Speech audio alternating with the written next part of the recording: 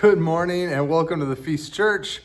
This is one of our service Sundays. We are doing a service project here at the building in Providence. And so if you're joining us online, that is why we have this content for you, so you can worship with us, even though you're not around here in the city of Providence or not able to come into the building this week.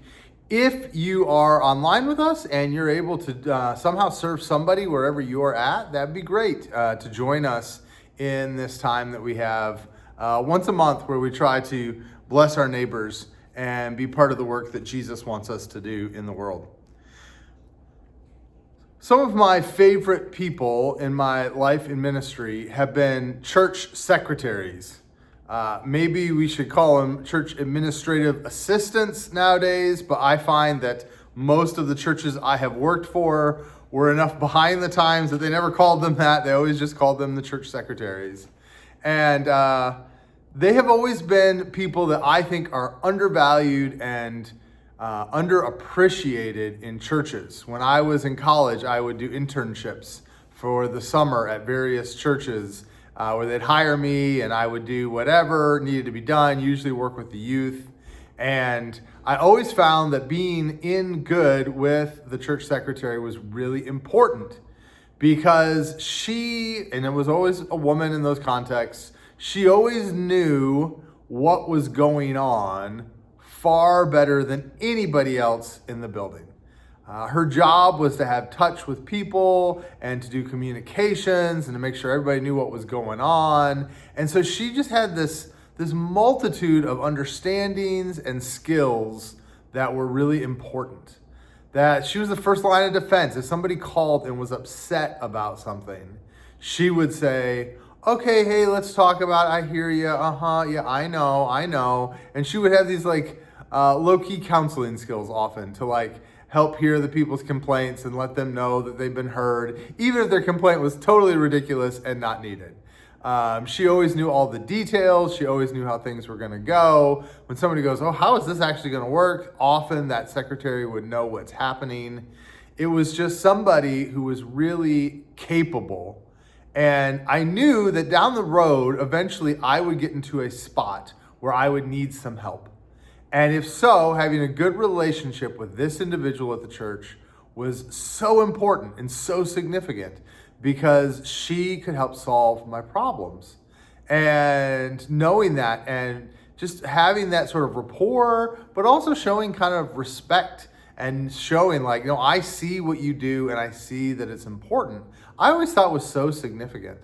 And I could never understand why from time to time you would come across even ministers, pastors, people who work in ministry for a living that would underestimate the significance of those people. They might be sort of patronizingly kind to them, but sometimes they would just have this idea that sort of they were a little person in the organization. And I always thought that was really wrong-minded.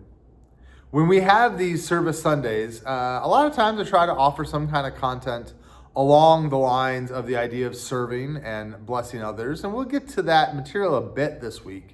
But this week really is much more about just me offering you real-time reflections from my life. Things that this week I saw and that really touched me with the way that we're supposed to live as people who follow Jesus. And this week I just thought about the way we show respect and deference to people, the way that we honor the work that people do. Because the reality is here's what I've seen, all right? And this, you'll be able to probably figure out where this is coming from pretty quickly. But we, in the world around us, I think the more and more I am around sort of the secular world, the business world, just the kinds of jobs most of us have week in, week out, the more and more that I see sort of this tendency to look down on or to ignore people that we don't think sort of have a particular value or don't have even a particular understanding. Totally out of the blue.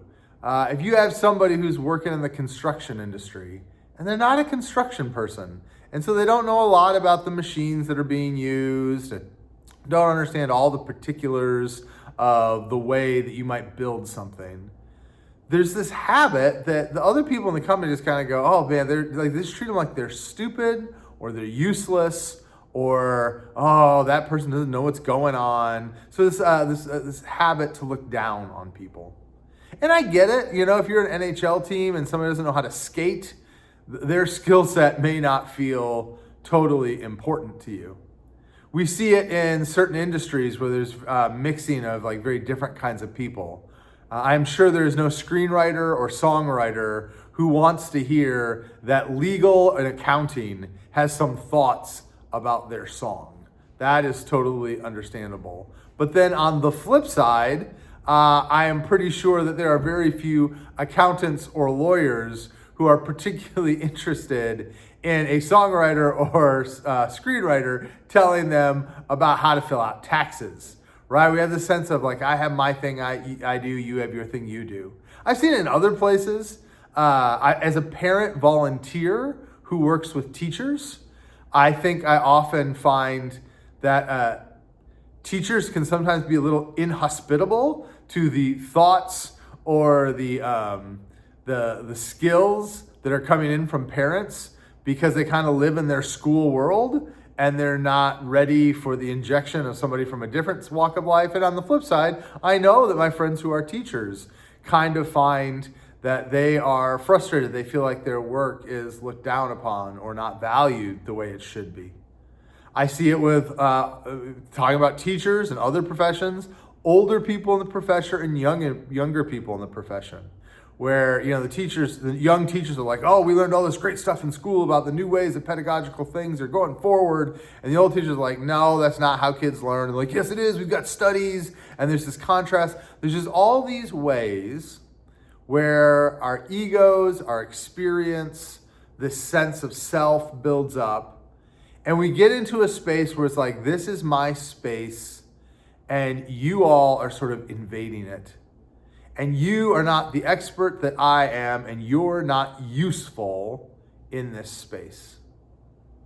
And the people who most get it, as I talked about at the front, I think, are people who like our administrative people, or people who are janitors, or people who are manual laborers, or people who are aides or assistants. These all these sorts of roles where somebody doesn't have specialized education and they're in this space, and we sort of can look at them, if you are a professional in that space, it's like, oh my gosh, I just need someone who's competent. And the speed with which we can be demeaning of those people can be pretty shocking, I think. I'm now experiencing, as someone on sort of maybe the other side of some of those things, that experience. I was always good at school, and the academic environment was always someplace where I was really lifted up quickly. And then most of my work environment, I was the lead pastor, even if it's our small little church. Still, like, I was sort of the guy in charge. And now that I have a job that just kind of helps do administrative stuff around the office, there are times where I just want to scream like, I'm smart, I'm capable. You don't have to treat me like I'm an idiot. And I wonder how many people experience that from day to day. This is something Paul says in 1 Corinthians 12. It's a passage you probably know pretty well if you've been around church a while. Just as a body, the one, has many parts, but all its many parts from one body, so it is with Christ. For we were all baptized by one Spirit so as to form one body, whether Jews or Gentiles, slave or free, and we were all given the one Spirit to drink. Even so, the body is not made up of one part, but of many. Now, if the foot should say, because I'm not a hand, I don't belong to the body, it would not for that reason cease to be a part of the body. And if an ear should say, because I'm not an eye, I don't belong to the body, I would not for that reason cease to be part of the body. If the whole body were an eye, where would the sense of hearing be? And if the whole body were an ear, where would the sense of smell be? But in fact, God has placed the parts of the body, every one of them, just as he wanted them to be. If they were all one part, where would the body be? As it is, there are many parts, but one body. The eye cannot say to the hand, I don't need you, and the head cannot say to the feet, I don't need you. On the contrary, those parts of the body that seem to be weaker are indispensable. And the parts that we think are less honorable, we treat with special honor. And the parts that are unpresentable are treated with special modesty, while our presentable parts need no special treatment. But God has put the body together, giving greater honor to the parts that lacked it, so that there should be no division in the body, but that its parts should have equal concern for each other. If one part suffers, every part suffers with it. If one part is honored, every part rejoices with it. Now, if you are the body of Christ, and each one of you is a part of it. And God has placed in the church, first of all, apostles, second, prophets, third, teachers, then miracles, then gifts of healing, of helping, of guidance, and of different kinds of tongues. Are all apostles, are all prophets, are all teachers? Do all work miracles? Do all have gifts of healing? Do all speak in tongues? Do all interpret? Now eagerly desire the greater gifts. And then he's going to go on to talk about love in a passage many of us know well. This is a passage I kind of avoid teaching at this point in my life. I've been at this point preaching regularly for 10 years. I'm preaching less than regularly before that. And there's passages I get to, and I've gone through them so many times, I don't know what else to say about them. And these passages I get to, and I know what to do with the body passages. It's everybody's important. Everybody's insignificant. Everybody in this room has some role that they should have in the body, and that we all play our part, and we shouldn't look down or mistreat anybody. And that's conceptually correct, and that's basically what the passage is. And if you've been a Christian a long time, and you've heard this many times, you probably have that pretty down pat. You know what it means. Maybe you don't live it out, but you understand the concept of it. But I think what really came deeply into my heart this week is the emotional weight, the sheer emotional freight of what this passage would have meant to some of the people that first read it. It's no mistake that Paul takes a little aside and says, both for Jews and for Gentiles, for slaves and for free, they're all part of the body.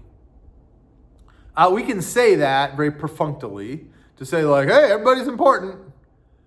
And then as soon as we start getting into a task, we immediately know that person who we all think is not important.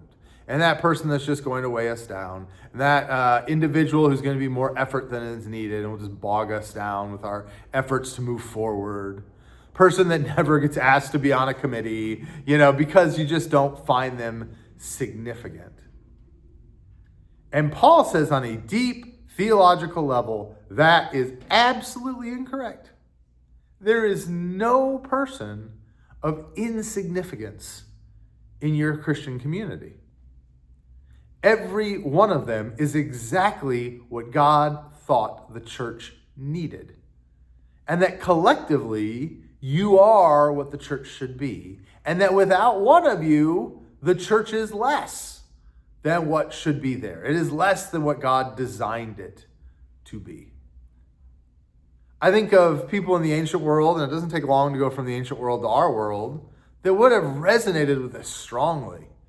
Women living in patriarchal households that had children and sort of ran the house, but did not have a whole lot of power, a whole lot of money. They were sort of at the whims of their husband, and no-fault divorces, and could be discarded at any given moment. I think about people who live enslaved in those communities that didn't have a choice of their own freedom or where to live or what to do, but had to do what their master told them. I think of just strong systems of patronage in the ancient world, where the patron was this benefactor with all of this money, and everybody just sat around and sort of kissed their rear end to do the things that the patron wanted. And your livelihood was built on the whims of your patron. Or soldiers that had to do whatever the emperor said and had no sort of volition of their own in those choices. And I think all of these people were in a Roman society subtly told, you are a cog. You're not that important. You can be replaced. In fact, if we think about it, maybe a great counter metaphor, what Paul is saying is the church is not a car, Recently, my alternator went out, which was very frustrating and expensive. But it was fine because I took it to the shop and they pulled out the old alternator and they put in a new alternator, and then boom, we were ready to go. And maybe we can do that a little bit. I mean, we can do organ transplants nowadays, I guess. But mechanical parts aren't that significant. You take one out and put another one back. But if I lose my arm, I'm not getting it back. I might be able to get a prosthetic, but it is integrally part of me. And once it is gone, it is gone. And that body metaphor, I just think about how people would hear it. Because the reality is some of us live in a place, and I don't know where you're at, okay? So people listening, you may feel very differently about this. You may feel highly respected and valued and considered important and necessary and even essential in your job or in your family or in your social circles. And you read these passages, and for you, it's like, hey, you need to be nice to people that don't experience what you do. And for us, for people like that, I don't think that resonates much. But for people that live in a world where they feel disposable, where they feel unneeded, where they feel underappreciated and undervalued, to hear an apostle of Jesus Christ, a man of authority, come in and say, you are really important. Not only are you important, you are essential. And in the church, we see you completely differently than the world around us. I don't like to do this thing where we're like, well, Christianity is far superior to everything else around us. I mean, I think the way of Jesus is superior. That's the way I live for a reason. But this is one area where I'm okay kind of starting to pump up our own tires. When we live up to this the way that we should, the reality is this way is so much more beautiful than the way of the world. Treating every person as essential and valuable is so much better than a way of treating people like they're disposable and unimportant. And I just think the way that affirms people's souls is so significant. Let me finish with this story. We used to do a ministry here when we had friends that were connected with a nonprofit that worked with refugees. And we would help refugees write resumes. They said, hey, this is something you could do that would be really helpful, that any person in your church probably has a skill set for. These people have come from another country, maybe their English was limited, and they were struggling to find work. Can you help them to make a resume to get a job? And so you go in and you have a concept of what those people are like, or what they're going to have as an experience, or what kind of jobs they're trying to get. And nobody does this on purpose, but you kind of walk in like, oh, I know what I'm talking about. I'm this capable person who's got a job and understands resumes, and I'm going to help this poor little person that can't do it. And then you start to talk to those refugees, and it was amazing. It would blow you away. This person would be like, yeah, I'm trying to get a job at a drugstore. I think I could do that. Well, okay, what experience do you have you think would be valuable to that? And they said, oh, back where I came from, I was a doctor who did surgery. And you'd say, excuse me?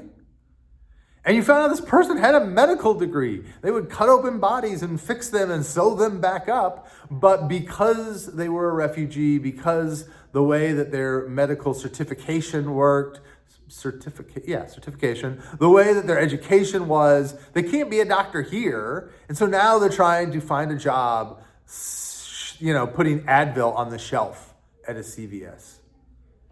And your assumption about what this person was capable of and what you were capable of completely turns around. Oh, this was an amazing person, and circumstances meant that they couldn't do the same thing. And what you see is a lot of these perceptions we have, these ways we treat people, are so ignorant and just based in foolishness. And if we stop and we listen to people's lives and people's stories, we'd see incredible skills and gifts and value that we wouldn't even know is there. And that's not to say there aren't some people that are just difficult. Paul says that about them, but he does this really interesting thing. He says, those people are kind of like our unmentionable parts that we don't put out in public. And those are parts that you give special honor. Our private parts, as we tell kids, are parts that we put behind layers of clothes and give them modesty. Because you do the same thing in church. There's certain people that you need to protect from public-facing stuff, for their sake and for their honor. And there's other people you just throw out there and just let them do whatever because they're public-facing people. And he goes, that's fine. That's all part of the gig. And that shows how much extra time and effort you give the people who are not public-facing and how the public-facing people can fend for themselves. It's a very fascinating vision on things. Many of you serve in the world that you live in and don't get honored or recognized for it. And I just think today, I want you to feel a little bit from this passage that Paul thinks you're deserving of that honor because that is the way of Jesus. That in the body of Christ, that in the church, we see and honor people differently than everybody else. I pray that you'd live that out this week.